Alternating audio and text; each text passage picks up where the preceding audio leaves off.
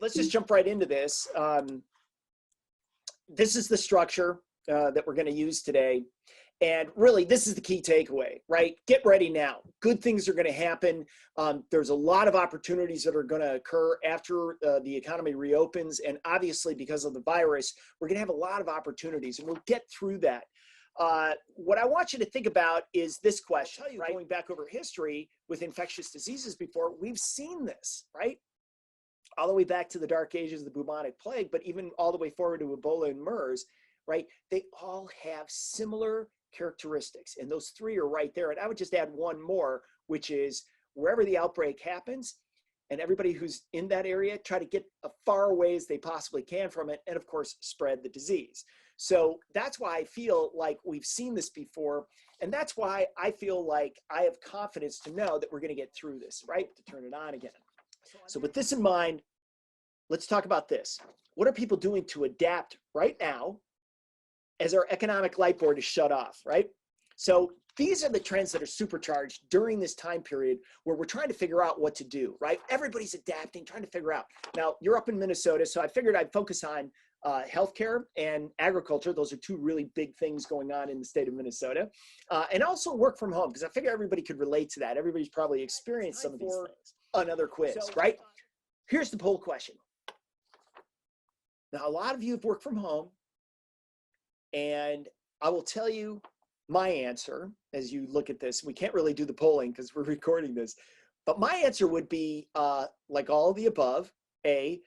No, I'm sorry, all of the above, D, but really focused on C. Why do I focus on that? Because I'm working at home, but I've got a 20-year-old home from college, and I've got my wife who's working from home as well. She works in IT and is a Salesforce administrator, right? But they both are working upstairs. But that's not the problem. The problem is that my office is in the basement and the family room is right above me. So what does that mean? So when they want to go do the workouts, guess where they do it? Right above my office. So how are we supposed to thrive going forward in this reopening and some of the opportunities that are out there? Now, what I will tell you is that I want everybody to start getting really creative and start thinking about and maybe sketching out what a post-COVID world would look like and the opportunities that are going to be there. Now, there's several scenarios that you can work for what the world is going to look like, but I'm going to be operating from the scenario that we get therapies completed in the next month and then a vaccine in less than a year's time.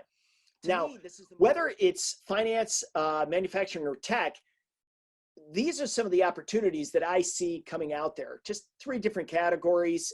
There's many more than these, but let's just stretch our brains a little bit and try to take a look at this. But I will tell you anecdotally that I'm already seeing in Chicago, there's demand for houses out away from the city by really millennials and companies that are, you know, this trend of millennials and companies moving into cities, I think will stop right now. I don't know if it'll reverse, but it's certainly going to stop. In Chicago, as an example, again, we had 17 Fortune 1000 companies move into Chicago over the last 5 years because that's where their workforce was. Right? All right, so just to wrap this up, overcome, adapt, and thrive. Obviously, these are the three things that we covered today: overcoming the economic damage and carnage, adapting through supercharging these past trends, and of course, thriving on these new opportunities. So with that, I just want to focus again and say, look, this is where I really believe that I would hope everybody spends time to get ready for good things happening coming forward. It's going to be fits and starts for sure, but it's going to happen. We're not going to stay shuttered. It can't happen. We have to move forward. We have to give people the opportunity to do their businesses. We're really hurting them. We have to rebalance that equation between health and the economy.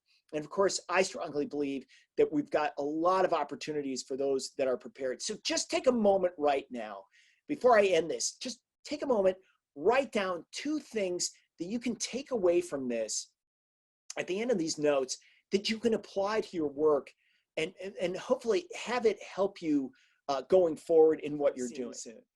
Unfortunately,